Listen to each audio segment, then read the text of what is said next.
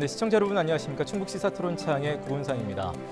역대 최악의 국회라는 비판을 받은 20대 국회, 이제 지나간 국회만큼이나 다가올 국회에 대한 또 기대감도 커지고 있는 것이 사실인데요. 자, 오늘 충북 시사토론창에서는 21대 국회의원 선거에 대해서 어떤 이슈들이 있는지 또 어떤 점들이 달라지는지 짚어보고 특히 충북 지역의 선거 판세를 함께 분석해 보도록 하겠습니다. 자, 오늘 토론 함께해 주실 네 분을 모셨습니다. 서원대학교 행정학과 엄태석 교수 나오셨습니다. 네, 안녕하십니까. 반갑습니다.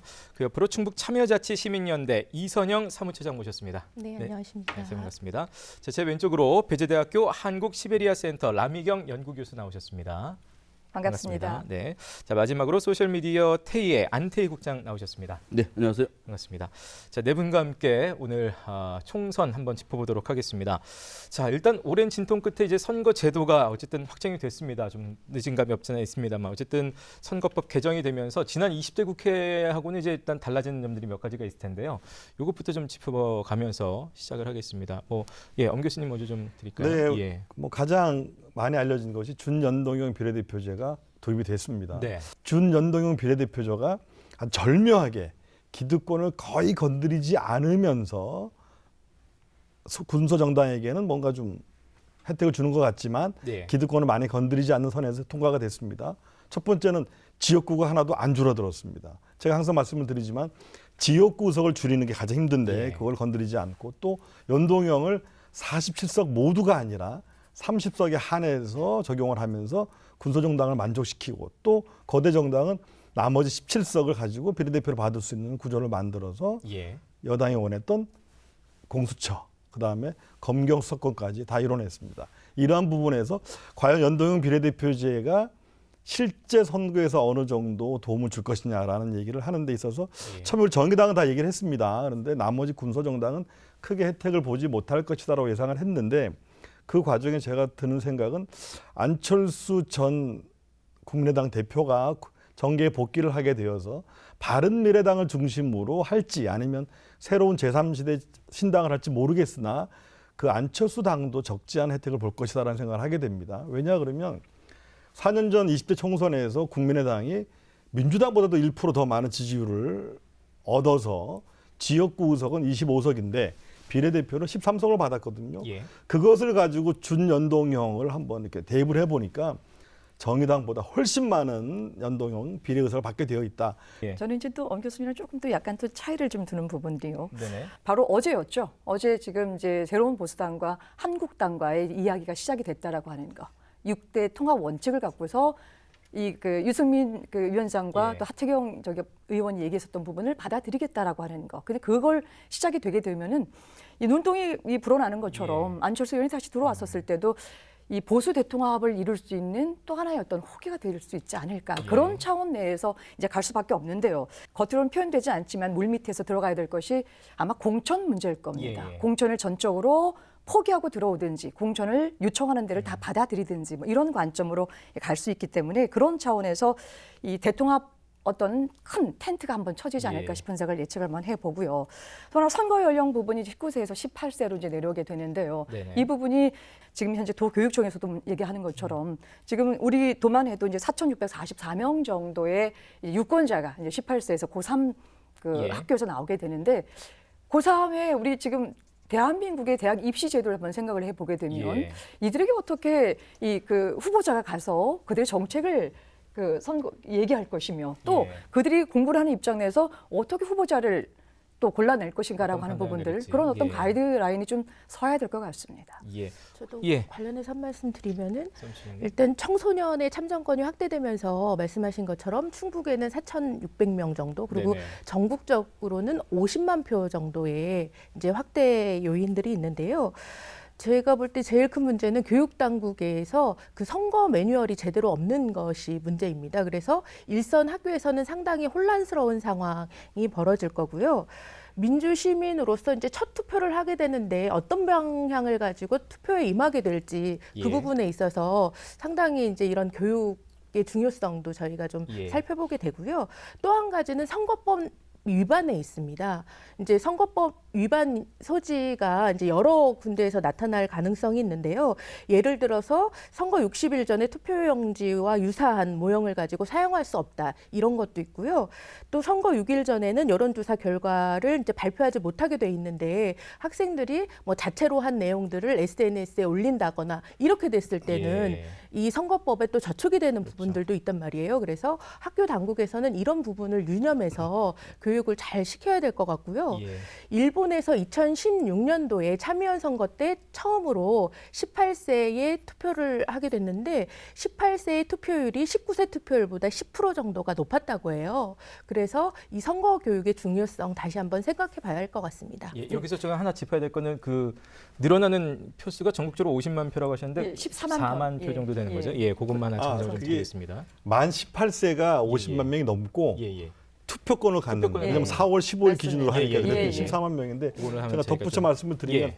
연동형 비례대표제에서 한 가지 추가를 한다 그러면 20대 국회의원 선거 때 21개 정당이 후보를 냈습니다. 근데 이번에는 아마 여러분 잘 아시겠습니다만 국가혁명 배당금당인가요? 거기 가장 많은 후보를 내고 있다는데 정당도 뭐 한 40개 이상 되지 않을까라는 생각을 해서 선거를 하실 때 투표를 하실 때 굉장히 힘들겠다 생각을 하게 되고 또 하나 고3 그러니까 18세 투표권을 안 주고 있는 나라가 OECD 국가에서 우리나라만 유일했다 그러더라고요. 그런데 이제 그게 저는 이제 그 생각을 하는데 그래서 우리도 18세로 간다 그러는데 과연 OECD 국가의 18세가 고등학생이었을까라는 생각을 좀 해보게 됩니다. 그 학제가 좀 달라서 예. 보통은 고등학교를 마친 나이가 18세가 되지 않았을까라는 생각을 해보게 돼서 고3 학생들이 어떤 식으로든 이제 교실 안에서 정치화 이런 상황이 되는데 전 우려입니다만은 각 정당들이 그 파퓰리즘적인 인기 영합적인 정책을 막 쏟아낼 거라는 게 우려가 됩니다. 대입, 취업, 예. 병역 플러스 또 청년 수당까지 막 토해내게 되면 그게 학생들의 건전한 판단에도 저해가 되지 않을까 또 네. 우려가 됩니다. 예. 일단 지금 이제 달라지는 거, 뭐 팩트로 치자면 준연동형 비례대표제가 도입된다. 그리고 선거 연령이 18세로 만 18세로 이제 하향됐다라는 것들에 대해서 관련해서 말씀해 주셨고요. 이게 어떻게 보면 자연스럽게 이번 총선에 어떻게 보면 이슈라고도 볼 수 있으니까요. 자연스럽게 전국적인 이슈도 함께 좀 짚으면서 간단하게 짚고 넘어가겠습니다. 제가 오늘 시간이 좀 많지 않기 때문에 이거는 예, 안태희 국장님께 먼저 좀 드리겠습니다. 네, 이번 선거는 뭐 여러분들이 뭐 많은 분들이 말씀하시다시피 여러 가지 이제 중요한 이게 계기가 될 거라고 보는데 말씀하신 것처럼 준연동형 비례대표제가 시행되면서 양당 체제를 좀 약화시킬 거냐, 다당제로의 그런 전환을 촉진하는 역할을 할 것인지, 그래서 그 수혜를 누가 제일 볼 것이냐, 이게 이제 첫 번째 관점인 것 같고요. 두 예. 번째는 이게 이제 정권 심판이냐 야당 심판이냐 예. 이런 화두에 대한 답이 나올 것 같습니다. 국회가 어제 끝나서 각종 이제 개혁 입법들이 이제 마무리됐다고 하는데 여기에 대한 평가가 이제 국민들이 표로 심판할 것 같고요. 지역적으로도 마찬가지입니다만 이제 세대 교체를 통한 혁신이 과연 얼마 정도로 표심에 녹아들 것이냐. 사실은 충북 지역 같은 경우는 이 그 세대 교체 요구가 어느 때보다 더 강하기 때문에 이게 과연 실제로 표의 결과로 나타날 것인지 지켜봐야 될 것 같습니다. 예. 혹시 뭐 전국적인 이슈 뭐 덧붙이신 말씀 예. 예. 주시면. 이제 한국 매니페스토 실천본부에서 요즘 이제 그 20대 총선에서 우리 입법권을 갖고 있고 이제 실질적 국정감사나 그 예결산 심의권을 갖고 있는 국회의원을 어떻게 뽑을 것이냐, 또 그들에게 바라는 이슈가 어떤 것이냐라고 하는 것을 이제 그 델파이 기법으로 해서 조사를 예. 했습니다. 1위로 나온 것이 제일 좋은 일자리 창출. 이게 가장 이제 많은 표로 지금 얘기가 되고 있고요. 이제 그 다음으로 이어서 이 청년 실업 및 주거 대책 마련. 이 부분. 또 세 번째로는 서민 살림살이의 질 향상, 미세먼지의 환경 문제 관련된 것들, 그다음에 이 직감 문제와 고령 사회에 대비한 문제가 순차적으로 되고 있습니다. 한 7개 정도 전반적으로 봤었을 때 경제적인 측면에 있어서의 서민들이 실감할 수 있는, 서민들이 체감할 수 있는 부분에 있어서의 이런 정책적인 것들을 지금 요구하고 있다라고 하는 걸로 정리할 수가 있겠습니다. 예. 뭐 더 덧붙이신 말씀이 없으시면 일단 저희가 충북 지역으로 범위를 좁혀서 하나하나 좀 구체적으로 좀 예비 후보자들의 면면을 살펴보도록 하겠습니다. 일단 충북의 정치 1번지 청주 상당구부터 가보겠습니다. 여기는 뭐 많이들 아시겠습니다만 이제 5선에 도전하는 정호택 의원이 이제 수성에 성공할지 여기 뭐 일단 안태희 국장님께서 네, 그 현역 국회의원 2명의 출마가 예상되는 지역이죠. 상당히 박빙의 승부가 예상되고 있는데요. 예. 현재 자유한국당 정옥된 국회의원에 대해서 윤곽근 변호사가 예비 후보자로 등록을 했습니다. 네. 정의당에서 김종대 현역 국회의원이 이제 도전할 것으로 예상이 되고요. 민주당에서는 정정순 지역위원장, 김영근 전 한국가스안전공사 사장, 이현웅 전 한국문화정보원장이 지금 치열한 경선을 예고하고 있습니다.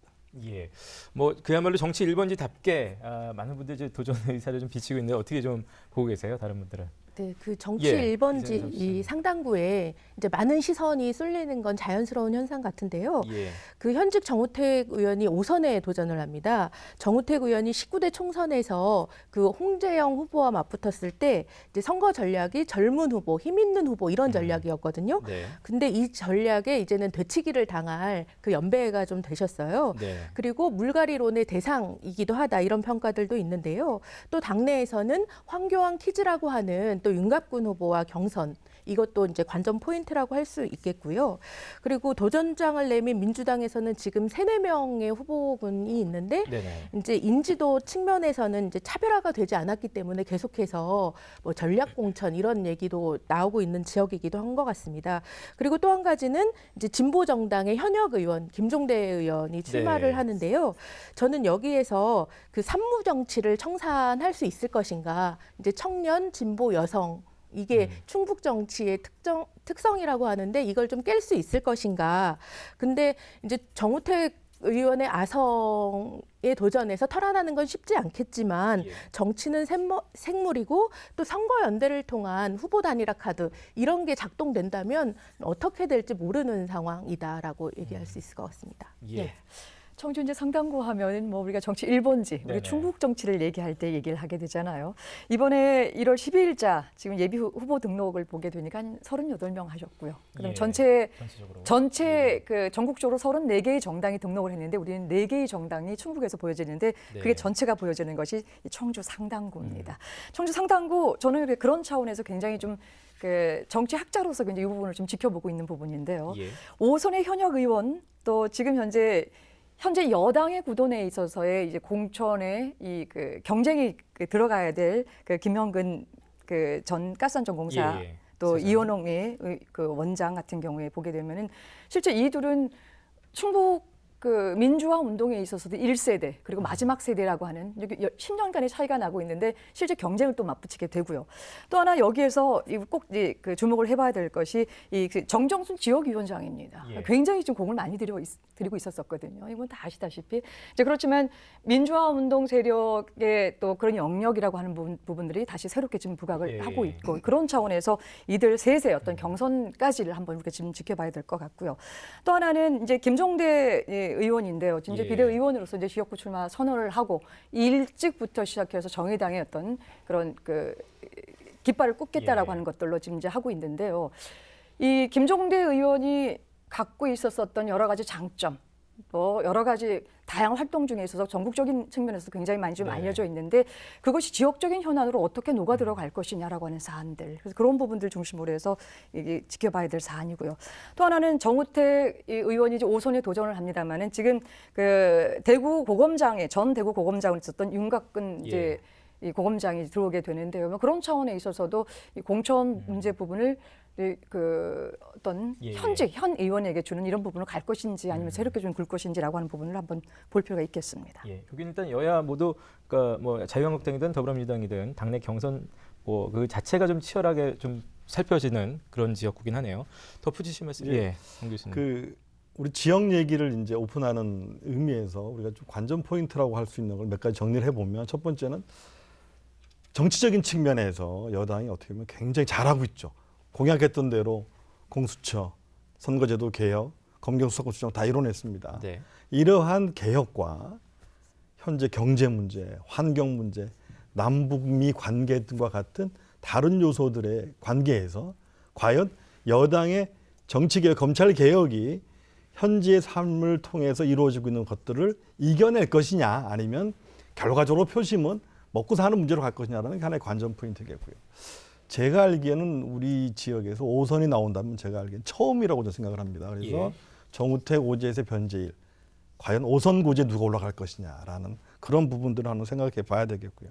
또 하나는 이제 상당으로 들어가서 전체적으로 보면 여당은 후보가 굉장히 많고 자유한국당은 특히 후보가 예비 후보가 많지 않은 상황에서 예. 각 당의 경선이 어떠한 모습으로 이루어질 것이냐, 그리고 그 각 지역 선거구에서 정의당과 바른미래당이 어떤 표와 관련 연관 지어져서 당락에 영향을 미칠 것이냐라는 예. 것이 이제 가장 큰 관전 포인트라고 할 수 있겠는데, 상당구 같은 경우는 가장 큰 문제가 역시 원도심, 구도심의 상권 붕괴 같은 게 가장 중요한 이슈죠. 지금 뭐 우리 시내 지나가다 보면 뭐 비어 있는 가게들 너무너무 많고 먹고 살기 힘들다고 많이 말씀들 하시는데 이 문제를 어떻게 접근할 것이냐, 이러한 것들이 상당구에서 관심적으로 뭐 바라봐야 될 사안들이 아닌가 싶습니다. 예. 뭐 다음 선거구로 또 넘어가겠습니다. 어떻게 보면 요즘 가장 청주 4개 선거구 가운데 가장 치열한 그야말로 그런 곳으로 떠오르고 있는 곳인데요. 청주 서원구 좀 살펴보겠습니다, 국장님. 네, 이곳은 민주당의 집안 싸움이 이제 격화될 것 같고 예. 한국당은 상대적으로 느긋하게 강 건너 불구경하는 그런 선거가 될 것 같습니다. 현재 오재세 민주당 의원에 대해서 이광희 전 도의원 예비 후보자로 등록을 했습니다. 그리고 이장섭 전 정무부지사가 뭐 내일 서원구에 출마한다고 기자회견을 할 예정입니다. 예. 여기에 대해서 자유한국당은 최연호 당협위원장이 예비 후보자로 일찌감치 나서고 있는 상황이고요. 바른미래당의 이창록 위원장도 예비 후보로 등록되어 있는 이런 예. 상황입니다. 여기 일단 더불어민주당 내에 정리부터가 일단 굉장히 지금 초미의 관심사로 떠오른 지역인데요. 어떻게들 보고 계신가요? 예. 서원구 같은 경우는 우리 지역 물갈이론의 대표 선거구라고 저는 생각되어지는데요. 예. 지난 20대 총선에서 박빙 승부처였습니다. 막판에 이제 뒤집기를 성공하기도 했는데요. 네. 특히 오재세 의원 같은 경우는 이제 여동생의 뇌물 사건도 있었고요. 그리고 입법 과정에서 개업 입법을 함께하지 못하는 그런 상황들이 많이 있었습니다. 그래서 사립유치원이나 요양원을 옹호하는 이런 발언들을 진행하면서 민주당의 뭐 정의와 가치에 반한다 이런 문제 제기들도 많이 있었던 것 같습니다. 예. 그리고 최은호 후보 같은 경우는 6전 7기의 오뚜기다 이런 별명을 좀 가지고 있는데요. 자유한국당 후보죠. 네네, 예. 자유한국당 후보. 지난 총선에서 이제 아쉽게도 석패를 했습니다. 이제 이번에는 될 수 있다 이런 동정 여론도 많이 있는 것 같고요. 그렇지만 6전 7기 장기간 동안 이제 후보로 함합형되면서 또 식상함이 교차한다 이런 예. 이제 평가들이 엇갈리고 있는 것 같습니다. 그리고 이장섭 전 부지사가 이제 흥덕구에서 갑자기 서원구로 오게 되면서 이제 그 전략 공천 예. 이런 뭐 루머 같은 게 이제 지역구에서 예. 막 생겨나기 시작하면서 어제 오재세 의원이 이제 그 이장섭 전 부지사의 출마 반대 기자회견 이런 네네. 것도 있으면서 이제 이게 막 진흙탕 싸움으로 가는 구도가 있습니다. 그 가운데에서도 이광희 전 의원 같은 경우는 열심히 선거운동을 예. 벌이고 있고요. 이금노 전 고검장 같은 경우도 이제 나올 수 있다 이런 가능성들이 아직 있는 것 같은데요. 민주당은 당내 경선이 중요할 것 같습니다. 예. 여기 흥행에 성공을 하려면 예. 경선이 좀 더 공정하고 투명하게 진행되어야 할 것 같습니다. 예. 어떻게 보시나요? 예. 네, 오재세 현 의원이 좀 약간은 불리한 상황이 있는 건 맞습니다. 맞는 것 같습니다. 왜냐하면 4년 전 선거에서 1,300표 차이로 당내에 갈렸습니다. 그래서 뭐 당선 축하 메시지를 마지막까지 방송사에서 올리지 못하는 그런 기억이 나고 있고요. 근데 또 이장섭 그 전 정무부시사 같은 경우는 옛날에는 뭐 제천에 보궐선거 나간다는 얘기를 듣다가 또 이번에 상당으로 나간다 그랬다가 예. 다시 또 이렇게 옮기게 되어서 서원구로 오게 되어서 약간의 그 현재 서원구에 있는 지방의원들이나 핵심 당원들이 뭐 반발하고 있다라 그런 예. 얘기를 들리고 있어서 어려운 상황으로 보이지만 막상 지금 현재 민주당에서 하위 20% 국회의원들을 발표하게 되었을 때 그게 감점이 20%라 그러더라고요. 그런데 정치 신인은 가점이 또 20%입니다. 그러면 100점 만점에 어떤 사람은 감점이 되고 어떤 사람은 가점을 받게 되면 경선이 좀 녹록해 보이지는 않는다. 거기서 또 이광희 도의원도 지역에서 열심히 했기 때문에 거기다가 도시공원 일몰제라는 현안에 대해서 후보들이 어떤 입장을 보이고 있느냐라는 예. 것에 따라서 아마 여당은 당내 경선이 가장 힘든 본선보다 더 어려운 경기가 아닐까. 또 최현호 그 자유한국당 후보 같은 경우는 다른 후보들이 감히 보수 쪽 후보들이 덤비기가 아주 어려운 그 지역에 워낙 뭐 오래 선거 운동을 해서 그런 상황이라고 저는 알고 있습니다. 예. 예. 예. 네, 교수님. 그러나 이제 우리 충북 지역에 지금 21대 네. 보는데 20대, 19대, 18대 쭉 내려가다 보면은 현역 불패론이 항상 있었었거든요. 예. 특별한 문제를 뭐 크게 당하지 않는 이상 이제 되는 현상이 굉장히 많이 있었었는데요. 그러나 이번만큼은 조금 다른 양상으로 나오지 않을까 싶은 생각을 갖습니다. 저는 지금 이제 민주당 내부에 있어서의 이광희 전 그 도의원과 그다음에 그 이장섭 그 우리 부지사 같은 예. 경우에 이런 경선 체계 부분이 이게 이제 여당의 저는 큰 문제라고 생각을 하고 있습니다. 민주당 당내에 있어서 여러 인물들이 나와서 공개 경쟁하고 예. 경선에서 뽑혀서 이제 정말 경쟁력 있는 후보가 올라가면 참 좋겠는데요. 지금 여당 내부에 있어서 여러 가지 뭐 갤럽이나 아니면 어떤 리서치 조사를 해 보더라도 우리가 이번 선거라고 하는 것이 정권 중간 평가냐 아니면 지금 우리 야당에 있어서 야당 니네들 심판을 받아봐라라고 하는 예. 평가냐라고 하는 측면에서 가장 대별적으로 보여지는 지점이 아마 이 서원구 지역이라고 생각을 하고 있습니다. 그래서 그 이장섭 전 부지사 같은 경우에 계속 밀렸잖아요. 밀려서 예. 오기도 했었어. 그런 부분이 여기 내부에서보다는 저는 중앙당에서 전략적인 측면으로 여기를 이제 꼽아놓은 예. 것 같고 실질적으로 홍덕구 내부에 있어서 이 그 도정원 장관에게는 뭐 그 자리를 서로 가서 뭐 상처를 내기보다는 또 다른 지역에 가서 이제 예. 주는 부분인데 그러나 더 중요한 것은 선거의 경쟁력을 갖고 추천하는 건 굉장히 좋습니다만은 저는 또 하나 차원에서 이광희 의원 같은 경우는 지역에서 정말 잔뼈가 굵고요. 예. 도의원에 있어서 아예 민주화 운동부터 시작해서 지역의 현안을 알고 있죠. 샅샅이 들인 사람에게 이거 기회를 제공하는 부분들. 예. 우리가 또 한번 충북의 21대 총선의 역사를 한번 다시 한번 자리매김하는 부분들이 여기서 좀 봐야 될 사안들이 아닌가 생각을 하고 있습니다. 예. 더불어민주당에서 이게 교통정리가 어떻게 되느냐에 따라서 뭐 그야말로 흥행이 될 수도 있겠고 양날의 검처럼 그렇게 될 수도 있다는 말씀인 것 같습니다. 흥덕구 얘기 잠깐 나왔었는데 흥덕구 바로 가보겠습니다. 여기도 이제 도종환 전 장관의 3선 도전이 성공할 수 있을까부터 일단 많은 분들이 관심 가지고 계실 텐데요. 네, 현재 민주당 도정환 의원이 사실상 공천을 받은 거나 마찬가지입니다. 예. 거기에 대해서 이제 도정환 의원의 3선 도전에 강력한 맞상대가 누구냐? 예. 이 관심거리죠. 자유한국당에서 김양희 당협위원장, 김정복 홍덕 새마을금고 이사장, 그리고 바른미래당의 정수창 위원장, 뭐 이런 분들이 이제 거론되고 있고요.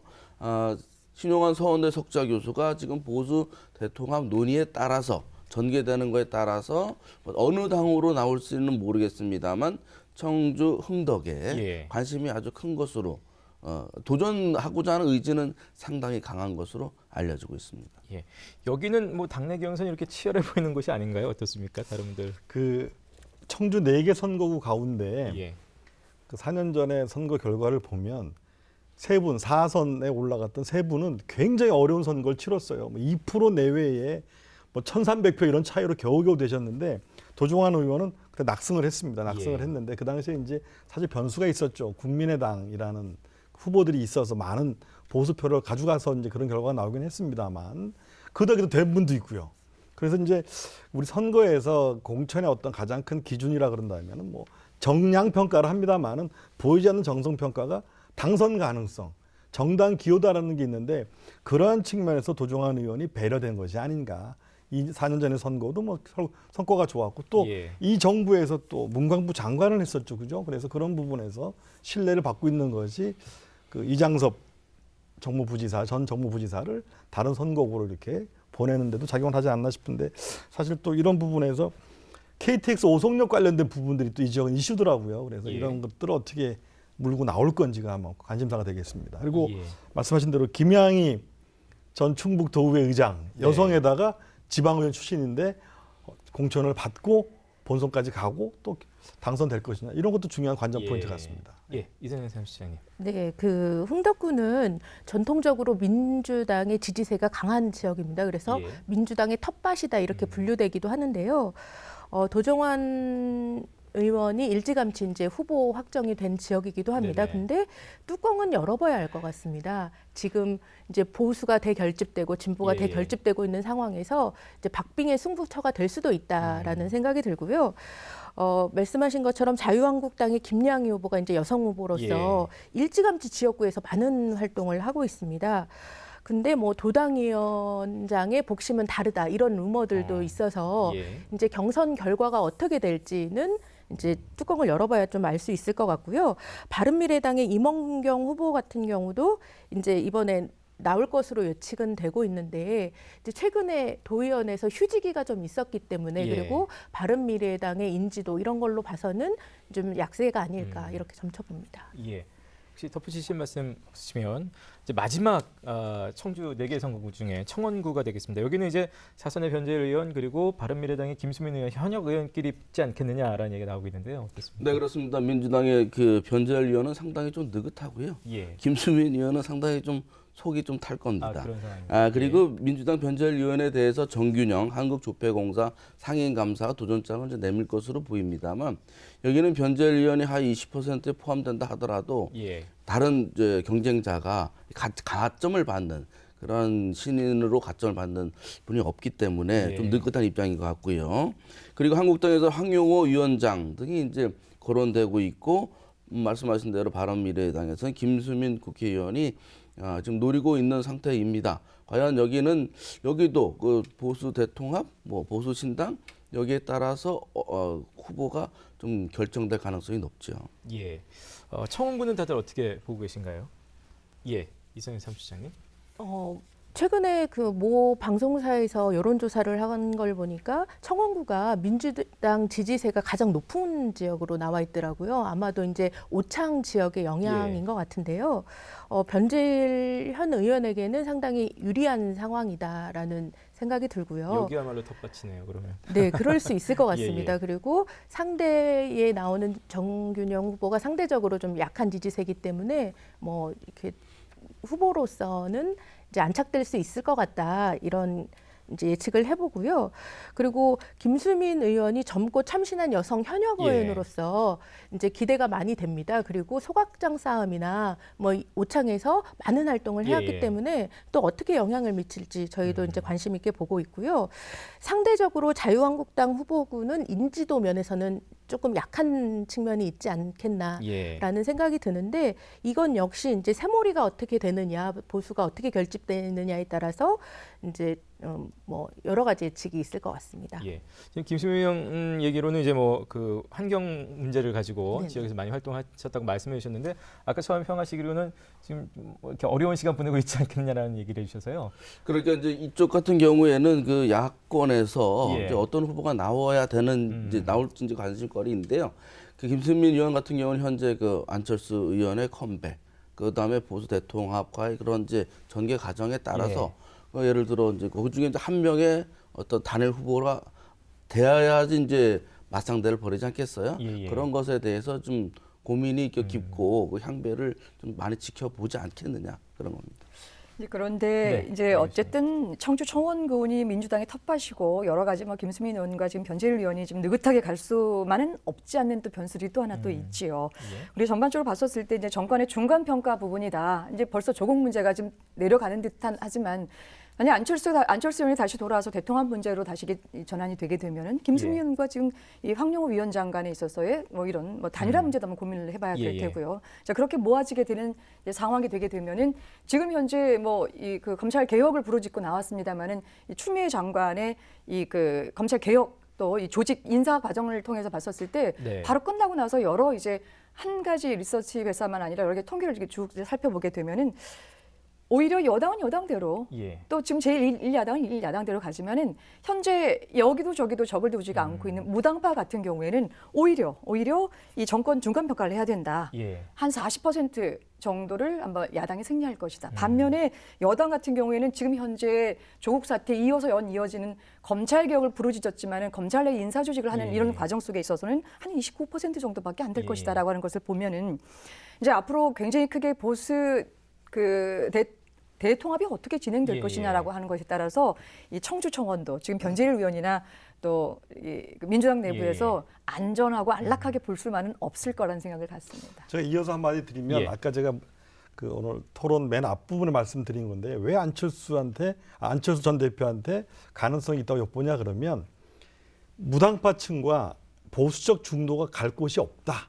그런데 보통은 당을 보고 가는데 그 당은 대권 주자가 있느냐 없느냐가 굉장한 차이를 냅니다. 유승민 의원이 새로운 부수당 만들어 나갔는데 나가서 창당하자마자 자유한국당과 통합 문제로 좀 시끄럽고 또 창당하는 과정에서 공화당 내지 또 더 보수적인 정당과의 통합이 좀 시끄러운 상황인데 이 상황에서 중간에 비어있는 30% 정도의 중도 내지는 보수적 중도 무당파층이 갈 곳을 잃고 있을 때 안 의원이 돌아오게 되면 안 전 대표가 돌아오게 되면 옛날에 20% 25%는 아니겠으나 15% 내외는 가져갈 수 있다. 근데 그 룸을 연동형 비례대표자가 열어줬다고 본다는 겁니다. 그래서 지금 라미경 교수님의 의견을 제가 받아서 부연 설명하는 겁니다. 예. 예. 저희가 이제 청주의 각 선거구를 좀 살펴보고 충주로 이제 바로 가보도록 하겠습니다. 여기도 후보로 거론되는 인물들이 많은 것 같습니다. 네, 자유한국당 이종배 의원이 패스트트랙 수사에서 기소가 되지 않았습니다. 그래서 족쇄가 완전히 풀린 상태고요. 예. 반면에 민주당은 혼전을 거듭하고 있어요. 예. 김경욱 전 국토부 제2차관, 박지우 전 충북도청 서울사무소장, 그리고 이제 맹정섭 지역위원장이 곧 출마 선언을 한다고 합니다. 예. 충주는 어떻게 보고 계신가요? 특히 이제 더불어민주당의 지금 후보들이 굉장히 좀 많이 쏟아져 나오고 있는 상황인데요. 예. 박 교수님.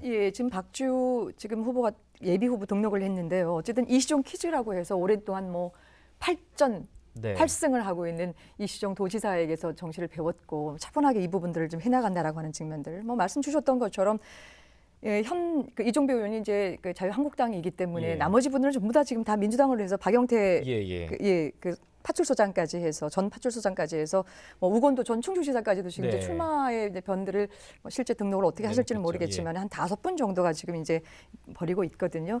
그러나 이 충주 지역 전반으로 봤었을 때는 그 지금 이종배 현역 의원의 예. 이 아성을 넘을 수 있을까 싶은 생각을 갖습니다. 이제 3선 도전인데 뭐 좀 굳건할 것이다 이렇게 예상을 하시는군요. 예, 근데 그렇게 되는 부분들은 지금 현재 그 우리가 이제 국회의원이 뭐냐, 어떤 역할을 하는 사람이기 때문에 우리가 어디를 주목해서 뽑아야 될 것이냐라고 하는 것들을 주목해 보면요. 아까 제가 모두에 말씀드렸습니다마는 입법권과 우리가 국정감사권 또 우리가 예결 심의권을 다 갖고 있는 분들이라서 예. 지역 현안도 굉장히 중요한 사안이고 있지만 중앙에 있어서의 역할을 어떻게 해왔느냐라고 하는 거에 있어서 예. 뭐 당 원내부대표나 아니면 예산결산특별위원회 간사 역할을 하게 되면서 그런 역할들이 꼼꼼하게 좀 보여지지 않을까 싶습니다. 이제 그렇기 때문에 우리가 앞서 뭐 현역 의원들이 뭘 이제까지 잘해왔느냐, 우리 지역민들이 체감할 수 있느냐, 우리 상당구 흥덕구에서 아니면 뭐 우리 첨원구에서 예. 뭘 잘했는지 그거 한번 따져보고 가자라는 얘기를 아마 여러 차례 했었던 것 같습니다. 예. 그럼에도 불구하고 그거에 대한 어떤 그 다시 돌아보는 그 검증 과정이나 아니면 이후에 이 공적들을 한번 좀 살펴봐야 되는데 매번 예. 그게 빠져나가고 정치 공학적인 차원에 예, 예. 있어서의 이런 힘의 대결 구도 또 여당과 야당에 있어서의 정치적인 어떤 예. 구도 이것만 하다 보니까 조금은 좀 좁혀서 그런 부분들을 좀 살펴보는 예. 측면 한번 찾았으면 좋겠고 그런 측면에서 이종배 의원 같은 경우에는 좀 메꿔 나가지 않나 싶은 생각을 갖습니다. 자, 그럼 계속해서 그 충북 북부 지역 계속 살펴봅니다. 제천 단양으로 이제 묶여 있습니다. 여기는 현재 이제 이유삼 의원이 현역인데요. 어떻게 네, 진행될까요? 그렇습니다. 이번 선거에서 아주 용호 상박의 그런 치열한 선거전이 예상되는 지역이죠. 민주당에는 예. 이우삼 의원의 이경영 전 금강유역 환경청장, 이균규 전 제천시장이 예. 이제 경선을 벌일 것 같고요. 한국당에서는 엄태영 전 도당위원장, 그리고 여기에 이제 새 보수당의 이창구 위원장이 있습니다. 예. 이렇게 해서 지난번 그 선거 때에 다시 그 리턴 매치하는 형태가 벌어지지 않을까 예상됩니다. 예. 충주와는 좀 다르게 여기는 그야말로 좀 더 치열하지 않겠냐라는 지금 전망이신 것 같은데요. 예, 다른 분도 어떻게 보시나요? 그 4년 전 선거에서 예, 이유삼 알겠습니다. 후보가 그 자유한국당 후보에게 그날 당시는 새누리당 후보에게 졌는데 2년 뒤에 재보궐 선거에서 당선이 됐는데 당시에 엄태영 전 제천시장하고 3% 박빙 승부를 가려서 이제 당선이 되었는데 예. 만약에 두 선수가 다시 붙는다 그러면 리턴 매치 성격이라서 거기에 관한 결과를 굉장히 좀 흥미롭게 바라보고 있죠. 예. 예. 예. 제천 그렇습니다. 단양 지역은 전통적인 보수 진영이 강세인 지역이기도 합니다. 이제 지난 20대 선거에서 민주당의 이우삼 현 의원이 이제 많이 선전을 하기도 했는데요. 뭐 최근에 보수 대결집 이런 과정에서 이게 좀 호락호락하지만은 않다라는 평가를 저도 하고 싶고요. 예. 최근에 그 강호축 충북선 고속철도의 그 제천역 통과를 예. 범시민 운동으로 이제 제천 지역에서 벌였거든요. 이것을 진행하면서 그 민주당 지방 정부에 대한 강한 불만들이 이제 시민들 사이에 일정하게 있고요. 예. 그리고 제천 참사의 배보상 문제, 이 보상 과정에서도 이제 여러 가지 문제들이 있었기 네네. 때문에 이게 선거에 영향을 미칠 수도 있다라고 보고 있습니다. 그리고 최근에 민주당의 현직 도의원이 그 이경용 전 금강유역 청장, 환경청장에 대한 공개적인 지지를 했었는데요. 예. 이제 이렇게 뭐 하나로 네네. 합쳐지지 않고 이제 여러 다양한 이제 후보들이 난립하게 되고 또 전 시장인 이균규 후보도 많은 이제 준비를 하면서 예. 경선도 어떻게 될지 알 수 없는 이런 예. 상황들이 있는 것 같습니다. 반면에 자유한국당의 엄태영 후보는 뭐 지난 4년 전에도 후보로 나왔지만 예. 여전히 당협위원장으로서 이제 후보가 될 것으로 보여지고요. 예. 또 오랜 그 지역 정치를 하면서 지역 바닥 지지세가 있기 때문에 이제 치열한 경쟁이 예상되는 지역이기도 합니다. 예. 네, 거기에 이제 덧붙여서요. 이제 새로운 보수당의 창당을 제천에서 했거든요. 예, 예. 10일 날 어제였죠. 유승민 의원, 하태경 의원 전부 다 와가지고 우리 지금 이제 이찬구 그 도당 위원장에게 예. 이렇게 힘을 좀 실어줬었는데요. 이 부분도 마찬가지로 그 제천 단양이 워낙 이제 이 보수의 텃밭을 갖고 있고요. 실질적으로 네네. 어떤 뭐 단양을 중심으로 하는 어떤 관광이나 실제 먹거리 창출 부분들, 특히 이제 이 그 다른 공약 부분에 있어서 안전 혹은 재난에 관련된 부분들 특별하게 또 이전 제천시를 중심으로 해서 예. 나올 수가 있고요. 그러면 이제 그 정치 공학적인 측면에서 살펴볼 수밖에 없게 되는데 예. 앞서서 말씀하셨던 것처럼 이 엄태영 지금 이제 그 당협위원장하고요. 예. 현재 이제 이우삼 의원하고의 리턴 매치 부분은 2.86%예요. 굉장히 이제 이게 그 얼마 차이가 예, 나지 예. 않는 부분이고 또 뭐 어쨌든 보궐선거에서 2018년부터 시작해서 얼마 이제 임기 기간은 안 되고 있지만 그 이경용 지금 그 전 청장이나 아니면은 이근규 전 시장과 더불어서 예. 현역 의원이 좀 위태로운 부분이 또 여기 지역이 아닌가 싶은 예, 예. 생각을 갖습니다. 예. 이러다가 또 당선되고 나면 또 어떻게 될지 모르겠습니다만은. 예. 근데 이제 어쨌든 민주당과 지금 자유한국당의 이 둘의 어떤 이 그 관계를 봤었을 때는 한 53% 정도로 조금 높지 않을까 싶습니다. 여기는 이제 그 엄태영 전 제천시장 뭐 당협위원장입니다만 지금 이찬구 지역위원장 간에 혹시 뭐 보수 대통합에서의 뭐 단일 후보가 될 가능성은 혹시 없을까요? 이런 있습니다. 데서는? 이제 예. 그거를 제가 이렇게 단정적으로 말씀을 예, 예, 예. 드리기보다도요. 이제 유승민 위원장이 이제 이 황교안 대표하고 얘기를 있었을 때요. 세 가지 안을 원칙을 받아들이면은 하겠다라고 예. 얘기했어요. 세 가지 원칙을 다 받아주게 되면은 공천권을 내려놓겠다라고 이제 얘기를 했기 때문에 뭐 그런 부분에서 뭐 탄핵의 강을 건너겠다. 예. 또 보수 어떤 개혁 보수를 찾겠다. 하겠다. 아니면 또 예. 새로운 집을 짓겠다라고 하는 부분들 다 받았기 때문에 그게 잘 진행이 돼서 통합 과정이 이루어지게 되면은 이창구 도정위원장이 무슨 예. 양보를 하지 않겠습니까? 그렇게 조심스럽게. 예. 자, 그럼 다음 선거구입니다. 보은, 옥천, 영동, 괴산 이렇게 선거구로 묶여 있는데요. 어떤 상황인가요? 네, 박덕흠 자유한국당 의원의 여러분 독주가 예상되는 지역입니다. 네. 성낙현 보은 지역 자활센터장, 김백주 서강대 강사가 이제 민주당 예비 후보로 등록이 되어 있는 상태인데요. 예. 최근에는 이두영 충북경제사회연구원장이 고향이 옥천이거든요. 근데 이분이 이제 출마를 고심하고 있는 것으로 보여요. 예. 그래서 이 옥천으로 좀 나와야 되는 거 아니냐라는 이제 그렇게 보는 관측도 제기되고 있습니다. 예. 박덕흠 의원이 지금 이제 재선이 지금 3선에 도전을 하시는 건데요.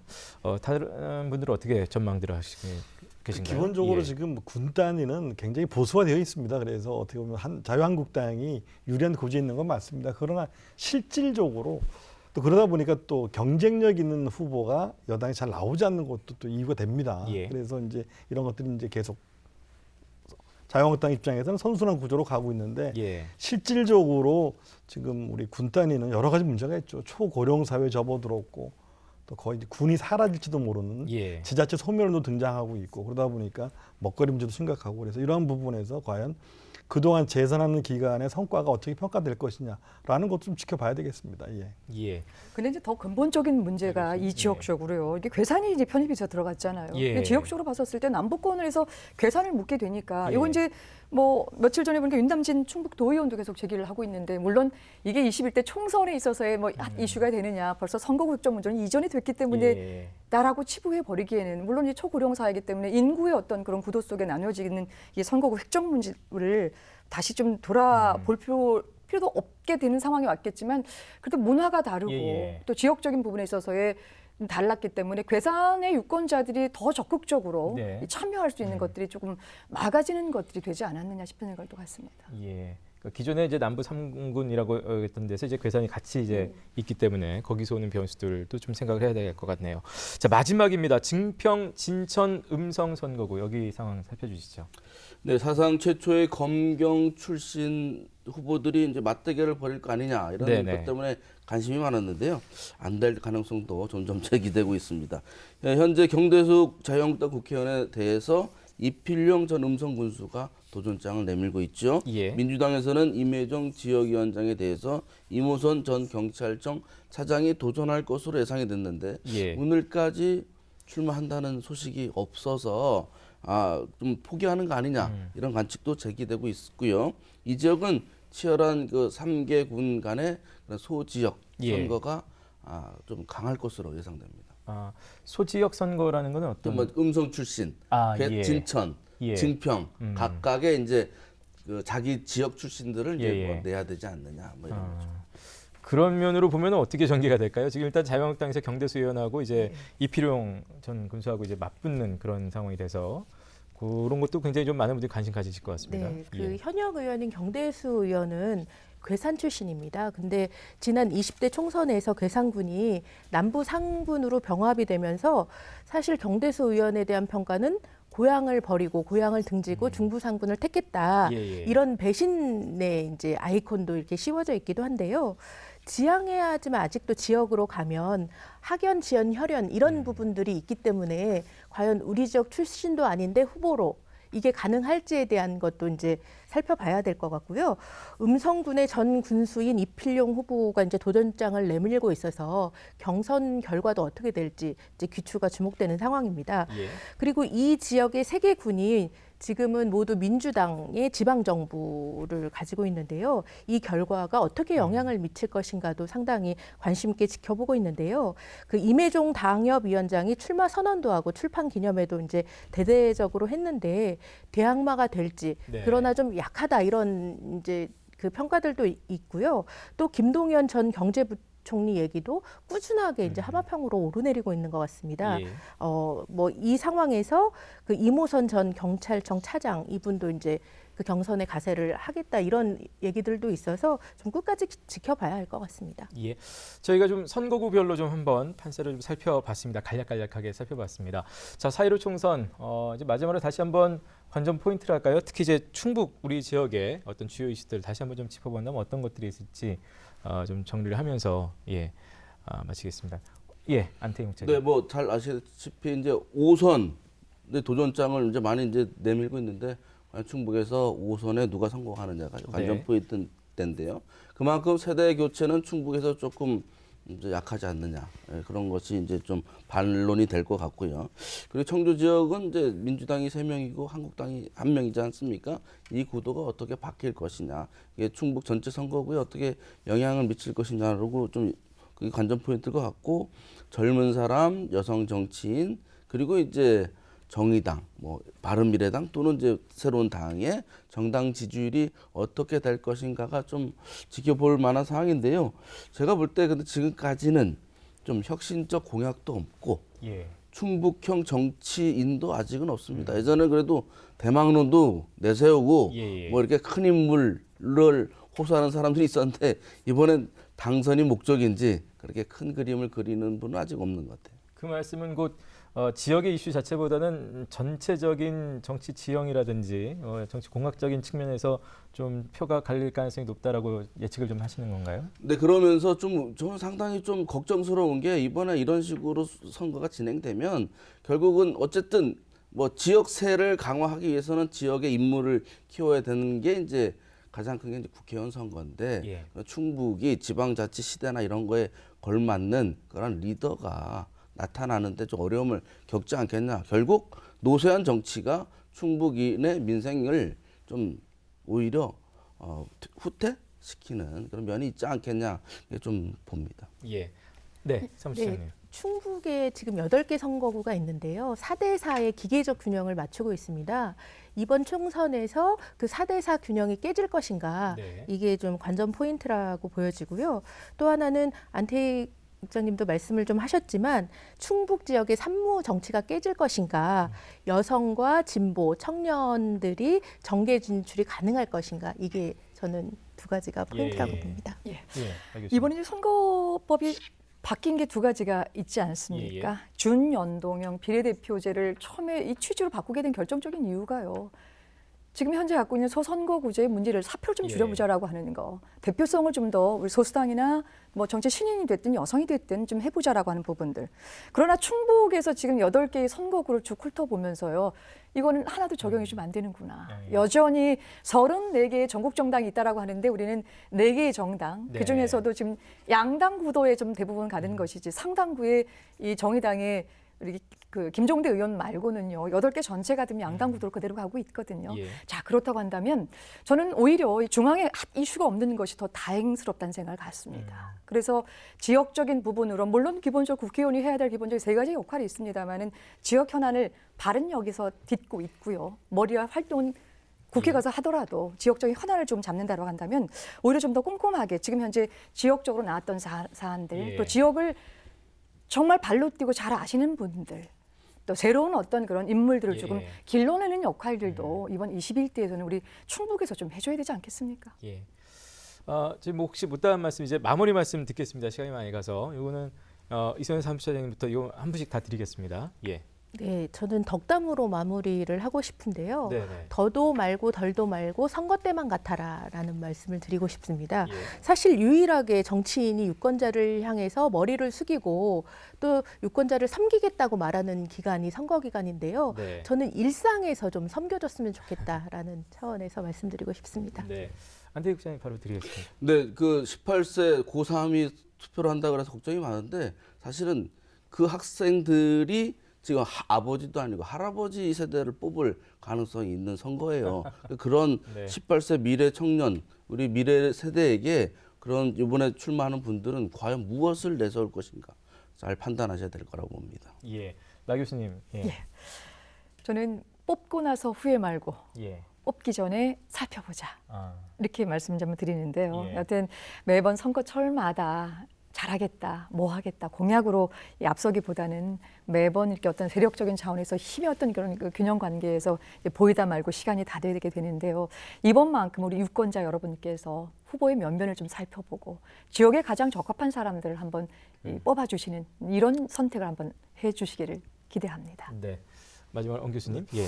우리나라 정치의 발전은 있는가라는 생각을 또 하게 됩니다. 4년 전 인물협회도 똑같은 말을 했습니다. 선거 제도도 확정이 안 되고 심지어 선거구도 확정이 안 된 상태에서 우리는 선거를 치릅니다. 그리고 정권은 이미 반을 지나가고 있는데 우리 민생이나 우리 현실은 뭐 나아지고 있는가라는 고민을 하게 됩니다. 그러나 우리 유권자가 할 수 있는 말은 표를 통해서 이루어집니다. 그래서 여러분들 하시고 싶은 얘기 표를 통해서 후련하게 하십시오. 예. 자, 오늘 토론 함께 해주신 네 분 감사드리겠습니다. 고맙습니다. 예. 감사합니다.